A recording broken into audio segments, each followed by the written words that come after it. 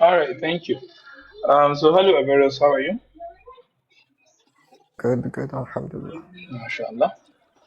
Okay, so I think your engagement started with a little bit of confusion when you said you were non-denominational, but you are, if I understand it correctly, you started out as a Shia and then you evolved from Shiism, right? I grew from Shiism. You started out as a Shia, then you grew, evolved from there because I believe you still hold on to their presuppositions, right? Uh, yeah, I would still hold to some Shia values. Yeah. Okay. You made an mention earlier that you prefer the Shia narrations and hadiths over the Sunni versions. Can you explain why that is the case? I believe through critical history we can verify a lot of the Shia narrations, but the Sunni narrations you can't really verify them. Can you give an But also, example of like, a critical history that was being verified that goes against the Sunni narrative? yeah, like for example, right, the Sunnis would say that the Hadith is going back to the Prophet, right? But actually, you'll have like a chain, right, that goes back to the Prophet. But the chain is basically disconnected and you have like a long time between the prophet and the narrators. But for the Shias, when they say that this narration is from the sixth Imam, they actually have their own, like the sixth Imam students actually writing down the works of the sixth Imam. All But right. So for the you're prophet, there talking was about nobody. okay. All right. So let's break it Uh, down. thank you so much. Please let me step in briefly. I've just been updated that about this engagement session. Um, okay, so Ansu and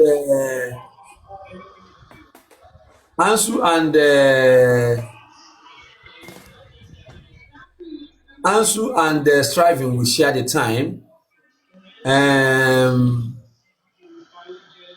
Averroes will be engaging Striving, meaning that Averroes will be asking questions. Okay. Maybe is it possible to bring convenience into so she can explain what she wants or whoever so that we know Uh, exactly and we because can kick it off. because the first statement, let me stop the time. The first statement she made in the comment section, since yesterday, confidence gym has been confusing me. You know, confidence Yeah, gym, so, please, what is yes, so yeah? what I'm asking, I would like Striving and Aviros to engage, but they should both have 15 minutes each to ask each other questions. Yes. Okay, all right, noted. Thank you very Thanks, much. sir. The So you can drop me if you need the to. engagement session, yes, the engagement session is two-sided. Both parties have the right to ask questions, and Averos from the thing I'm seeing in the comment section, they want him to lead the. If Averos, all right, Simon, since you have started already, press on, and then we'll take it from there. I'm starting the time. All right. So let's just finish on the first point. So you said the stories of the stories in the Shia are more can be verified through history, but I think you're talking about the chains, right? Not the stories themselves. So you're saying that the chains found in the No, no, Shia no. version are more critically can be verified historical and critically by historians, right? Is that what you're saying? Yes, look, because the people at the time of the Prophet were not writing narrations, but at the time of the sixth Imam, there was people writing the narrations. Okay, let's take an example. So you said from the sixth Imam, we can trace it back to the sixth Imam. Can we trace the Shia versions back to the Prophet? No. Can we trace it back to the people that knew the Prophet and lived with him, like Ali? Yeah, you can trace it back to Ali. Yeah, All right. So the Sunni versions can they be traced back to people that lived with Ali and the Prophet? yeah, some of the narrations. Yeah, Okay, let's take one chain and see what the scholars say about it. Are you aware of the golden chain of narration? yeah. Can you tell us what it is? You're just referring to a chain that is considered like a strong chain, right? Yeah. So the golden chain of narration refers to Imam Malik bin Anas, Anas bin Malik, Imam Malik to Nafia to Abdullah bin Umar to the Prophet. That's the golden chain of narration. Imam Malik to Nafia to Abdullah bin Ibn Umar to the Prophet. Now, are you aware of what the scholars say Mhm. about that narration of that chain? Yeah, they hold So it it to a is high regard. 100% considered that, yeah. So definitely we know that Imam Malik met Nafia. We know Nafia met Abdullah ibn Umar, and we know Ibn Umar met the Prophet. And we still have the manuscript of the Ibn Manis, Imam Malik wrote. So are you saying that there's a doubt the fact that the stories that Abdullah ibn Umar told didn't come from the Prophet? Yeah, like how would you verify that? So are you saying that who and this chain are you saying is lying? Because you have the book that Imam Malik wrote. So we know that he wrote this book. He said he heard it from Nafi. Nafi said he read it from, got it from Abdullah ibn Umar. So among these three people, who is lying? Look the chain, right? Malik ibn Anas to Nafi, and then to Abdullah ibn Umar, right? This is the chain, the golden chain, right? Yes. But the critical historians, what they would say is that this is like a back projection, which means it's a theological teaching that's basically saying that the transmitters are basically attached to the earlier authorities, right? No. On this chain, they say that this But definitely goes back to the companions, but they cannot confirm if it goes back to the Prophet because they don't have the writings of the companion. So they have 100% certainty that it goes back to Abdullah ibn Umar. No doubt there. So I'm saying Abdullah ibn Umar said he got it from the Prophet. Is he lying or not?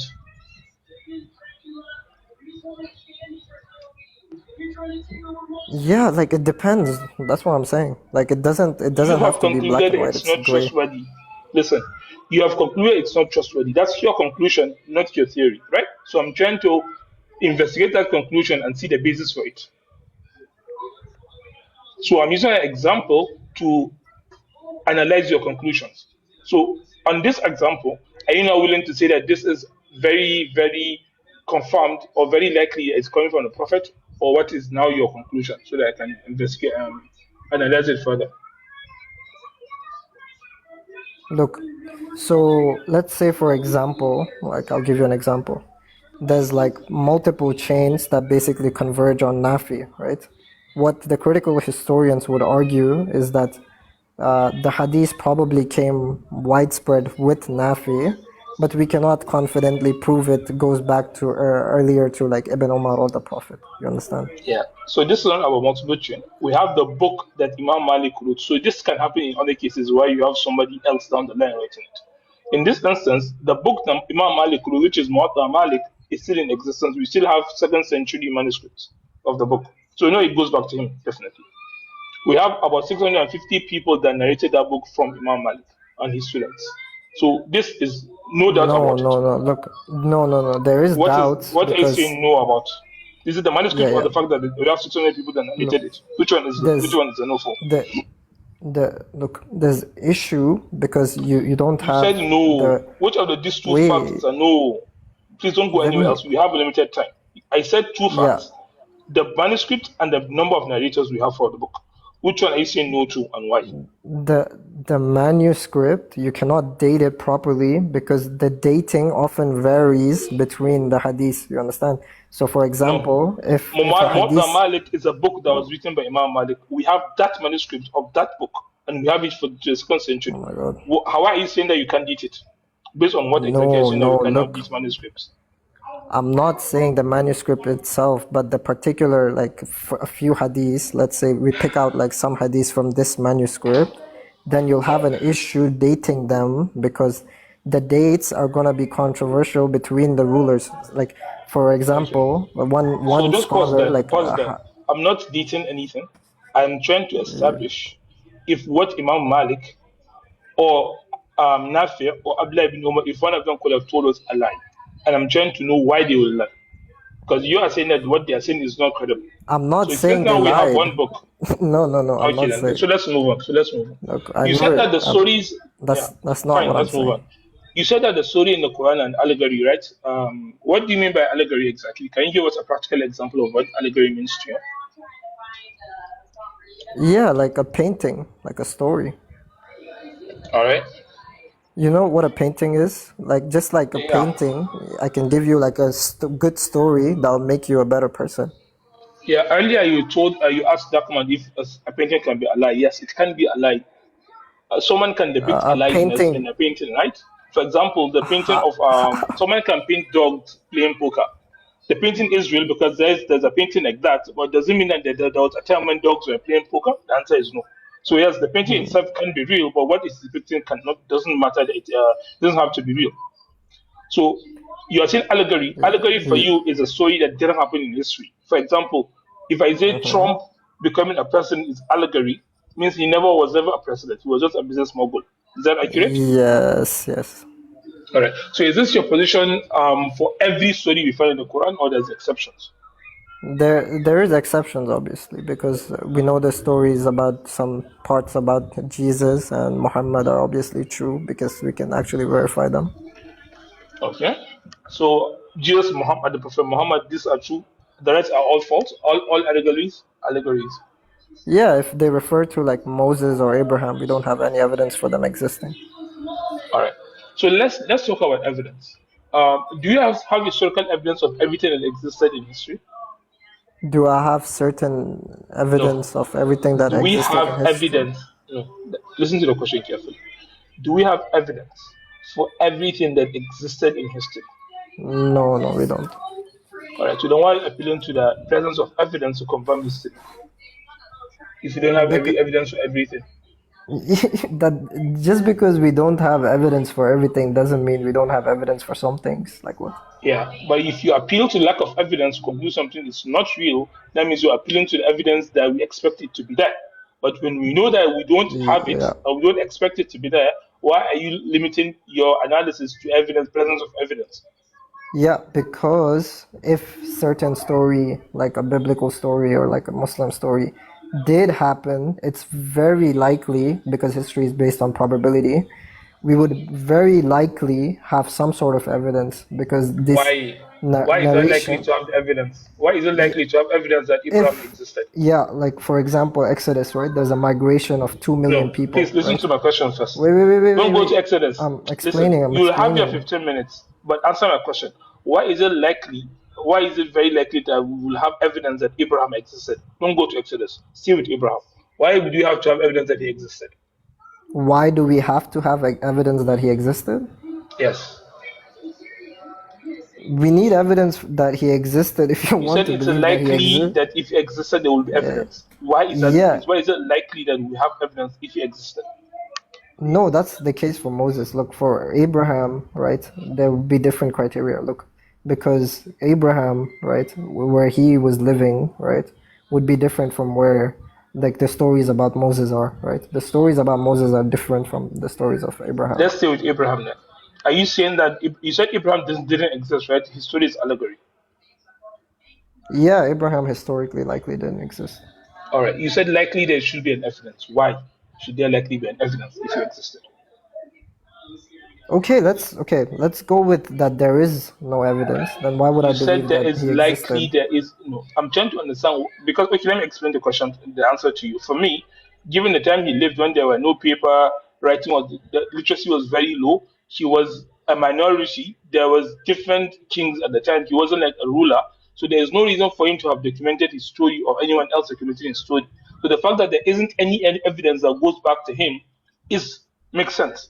The fact that the Look, first story is from his descendants, which are the Jews living at the time of Moses, makes sense. You seem to yeah, think it doesn't make sense. I'm trying I to analyze understand. why. I understand. Okay, I understand. Look, if he existed, right, the period that he existed in, right, they had sparse records, right? No, there isn't any record of anything before the There time was of the no, do we, Babylonians. okay, wait, we don't have any records during the time of Abraham. No Is that records. what you're saying? Nothing, yes. It's Nothing okay. comes from that time. Okay, so if I show you records, right, at the time of Abraham that exist till today, then you'll Give concede me to an the point? example then. Yeah, I yeah, got definitely. one. Why not? I got you. I got you. 1 second.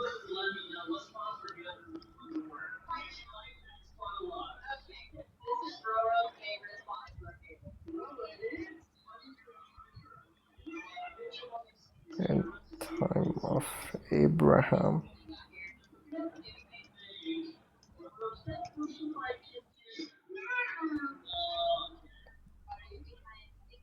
So would you say that Abraham existed roughly between 2000 to 1700 BCE?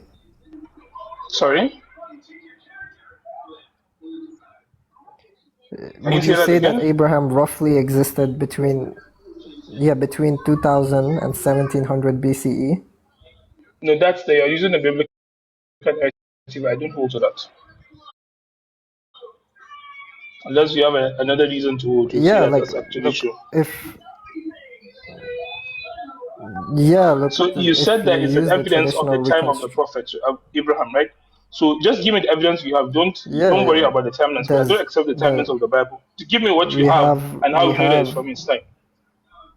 we have ancient Egypt, which was flourishing in the Middle Kingdom period. We have Mesopotamia, which is basically the Ancient biggest Egypt. city What that is the we know earliest of, record we right? have of ancient Egypt? Please, We, can you give me that? so We sorry, have what? to be given the balance of the time to Averroes for him to engage with you striving. Yes, I have 1 more minute. So let me end with this question. Right? You said that you don't need the Quran to know about Allah, right? Do you believe that there's going to be a day of judgment? Like a literal place where there's like people coming and like doing that. No, there will be a day when God will have us in front of Him and judge us for the actions we did. Yeah, I believe in a spiritual day of resurrection, not in a Okay, so like tell me literal how one. you logically conclude that. What do you mean logically conclude that it's You said spiritual? earlier to that man that the Quran. I can't hear you. Yeah, knowing about God inclusive of recognizing there's going to be a day of judgment. So I'm asking you, without the Quran, how would you know that logically?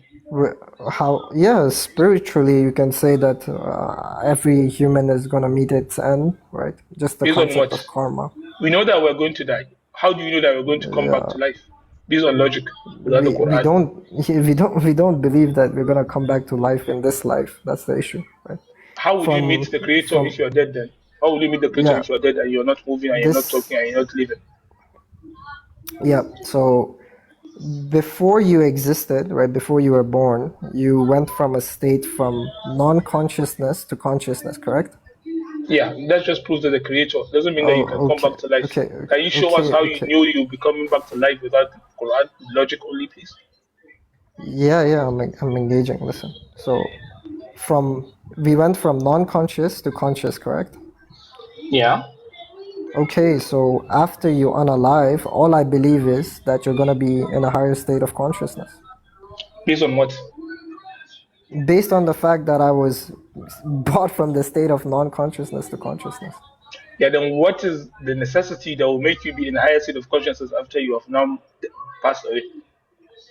Because I'm an idealist, because I believe this reality that you're Right. living in So is just your actually your feelings then. dream. All right, it's your turn to ask questions. I, That's just your feelings it's on logic. it's Yeah, it's not your turn to ask feelings, questions anyway. it's Logic idealism. comes with If you arguments. study. You present the logical reasonings that will lead to the conclusion. You've not done that. You're just appealing to your feelings. So, but I've that's fine. literally It's your chance given to an ask account. questions. Yeah, okay, that's fine. You know what? That's fine. Let's just. You believe the Quran is completely preserved, correct? 100%. Okay, so which Mus'haf should I believe in? Because the Mus'haf of Ibn Masud has 112 chapters, Mus'haf of Ubays has 116 chapters, and the Quran today we have is 114 chapters. Which Mus'haf? Do you have the Musaf of Ubay and Mas'ud, Ibn Mas'ud? Do you have it with you? Or can you access it and look at it? Yeah, we can. Where is it, please? Where is Yeah, this if for you go today? to Yeah, we can get parts of it, and we know what happened because But how do you know that it has 116 and 112 chapters if you don't if you only have parts of it? yeah, because we have works, right, that are from that time period, right, that basically show that these people had a Musaf with 116 chapters. This will be found if you read Musnad ibn Hanbal and Kitab al-Tahrish, right? You'll find, let me finish. You'll find that the first 5 surahs of the Quran, which is Al-Fatiha, Al-Falaq, Al-Nas, Al-Khal, and Haft, okay? These are the 5 surahs. Ibn Mas'ud, what he did was he excluded all these 5 surahs, so he had only 112. What Uthman did was Uthman basically said Al-Fatiha, Falaq, and Nas are part of the Quran, but Al-Khal and Al-Haft are not part of the Quran.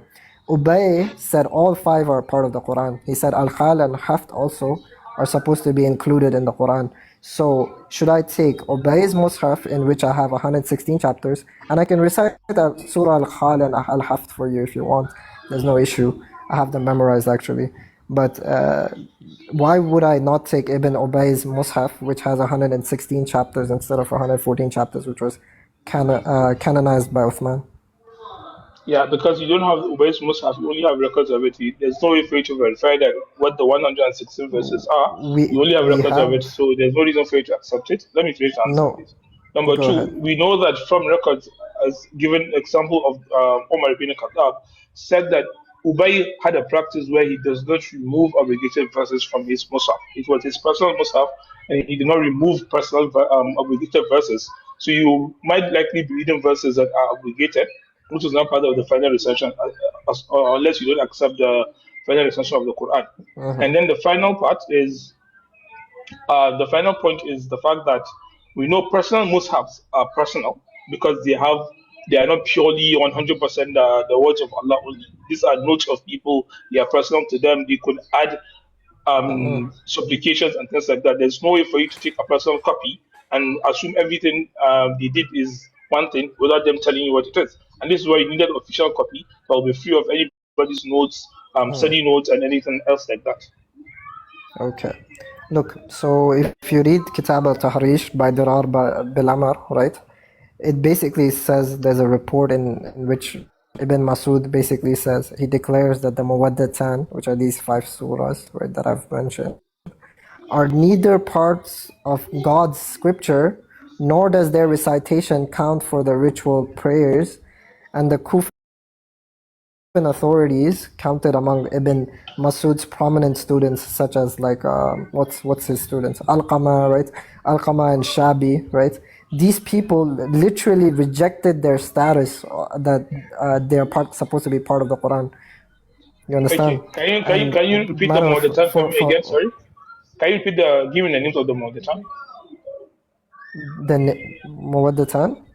Yeah, you said the ones that Surah are not part of the Al-Fatiha, Quran. Al-Fatiha, Surah Fatiha, the first chapter, Al-Falaq, right, Al-Nas, and then you have Al-Khal and Al-Haft.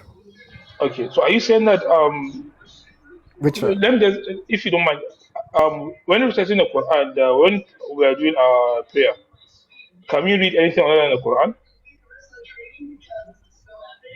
Yeah, that's what I'm saying. Why can't I recite Surah Al-Khal and Haft, which are recited by the early Muslims? Is it part of the law that can you read anything other than the Quran when you're praying 5 times a day?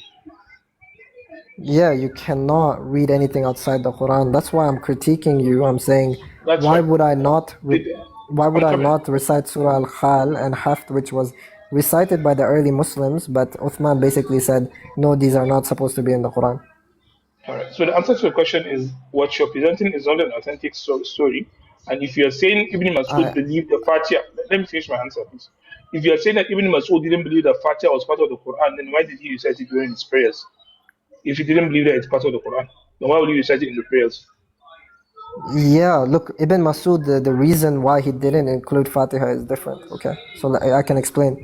You so appeal to him as being the authority of why they are not part of the Quran. Yeah. Let me explain why he didn't. Look, he didn't include Fatiha because he thought every Muslim at this time was already praying with it, right? So he thought there was no need for someone to basically put it in the canon because everyone at the time of the Prophet was basically praying with it. So he thought everyone, since everyone knows it, it's so obvious, right, that it's the Quran, that there's no need for it to be in the canon or like the book All right. itself. So yeah, all right. So for Ibn Masud, you've now gone from 112 to 113 because he believes the Fatiha is the Quran. He just didn't add it because he believes everybody knows it. So we have 113 surahs that he acknowledged are part of the Uh, Quran. wait, Okay, wait. go on. Yeah, okay. I'll read you another report, right? This is from Musnad ibn Hanbal.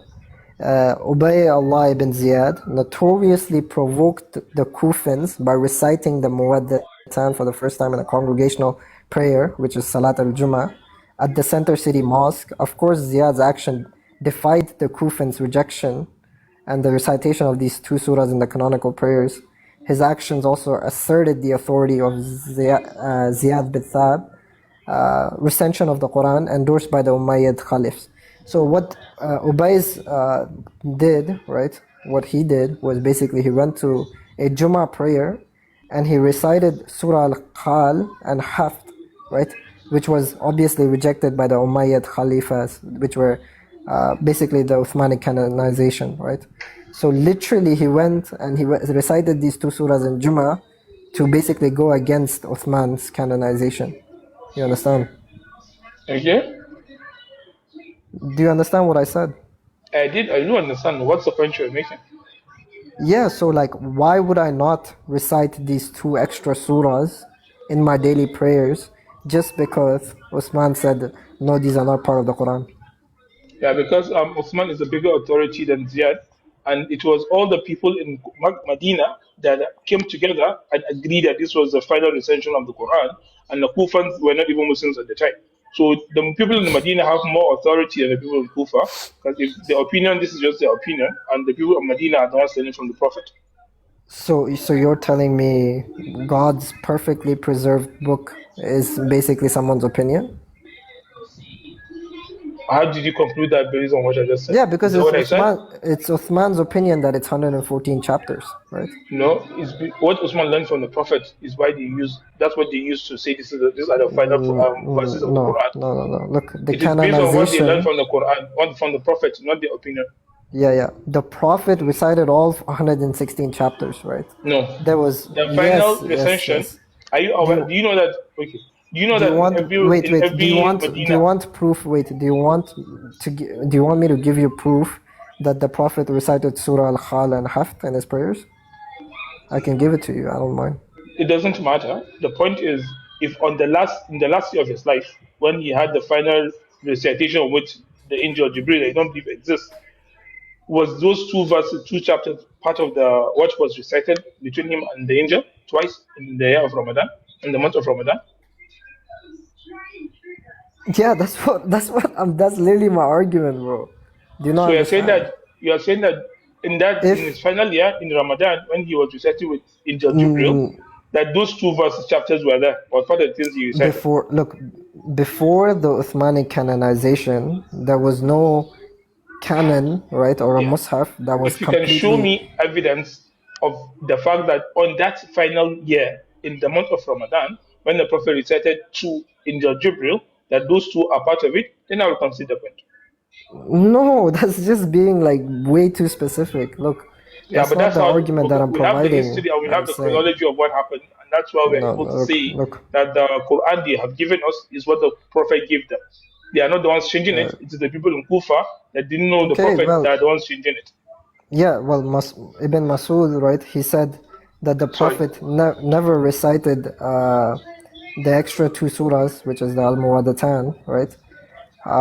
He never saw the Prophet basically recite them in Averus, prayers. you have 5 minutes. I don't think we will make any progress here. Do you want to ask other questions? Because you have 5 minutes only. No. I want to stick to the preservation of the Quran. Okay, then. Fine. So, Okay, look. all right. The argument you're trying to make, can you make it please so that I can address it fully? Okay, look.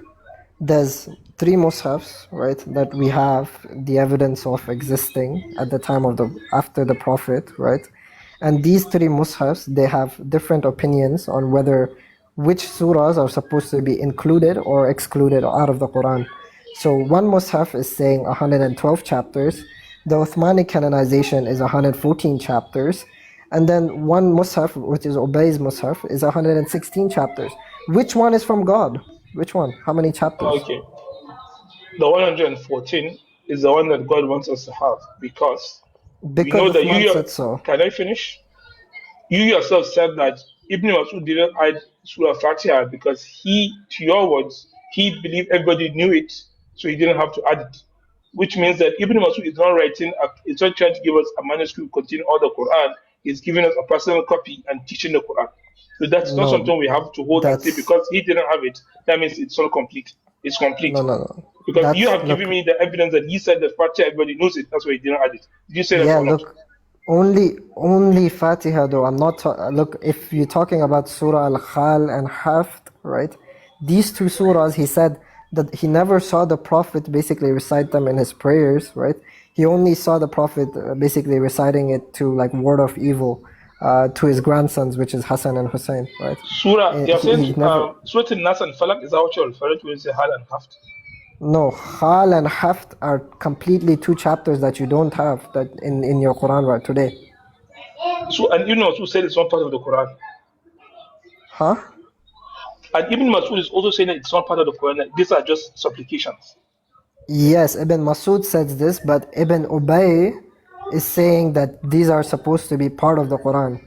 And Uthman is taking the middle position. He's saying only these three, forget the last two. You understand? Okay, sorry. Let's stick with these two chapters you're quoting. You have three authorities: Ubay, Uthman, and Ibn Masud. Two of them agree that these two chapters you're referring to are not part of the Quran. They are simply supplications, and one disagrees. So why do you want me to go with the minority opinion, alleged minority opinion? No, because look, Ibn Masud is not agreeing. Laugh, no. Give me the logic behind what you are telling me. Yeah, because Ibn Masud is not only denying these two chapters, he's also denying Falaq and Nas. And Fatiha, Fine. okay, let's there's an do the excuse. two chapters first. Because let's do the two chapters that they both agree wait. Because Fatiha, he is given an excuse, right? He said like, okay, everyone is reciting it, okay. But Falaq and Nas, there's no excuse. You understand? Okay, let's do with these two chapters that are not there. So Ibn Masud, Uthman, and Ubay, they disagree on these two. Uthman and Ubay and Ibn Masud, they agree. Ubay disagrees. Why do you want me to take the minority over the majority opinion? Why? Is it are the words of God supposed to be taken because it's a majority? No, it is supposed to be taken because there's authority from the Prophet. That's the authority everybody was supposed to follow. So Uthman and Abdullah ibn Mas'ud are telling us what the Prophet taught them. So that's why we're taking them. Allegedly, you're saying Ubay is saying something different. He can make a mistake. We don't hold that they are not capable of making mistakes. That's why we go by the consensus. No. Look, you can't have mistakes because this is the Quran that we're talking about. We need it. I'm talking about men giving right? wrong opinions. I'm saying men can give wrong opinions. That's why we appeal to the majority. Okay, so how do you can make mistakes and they say that themselves? How do you know Uthman with his 114 chapters didn't make a mistake? Yeah, because we're talking about the two verse chapters now, right? We can come to the 114 chapters later, but let's finish with this one and conclude that they are not part of the Quran. Then we can go to the 114. If you continue, we can go there. Why would I concede that these two are not part of the Quran? Yes, I'm giving the reason because we have three people that are giving us what they learned from the Prophet. Two agree, one disagrees. So we go with the majority. What is the logic problem? Your time is Okay.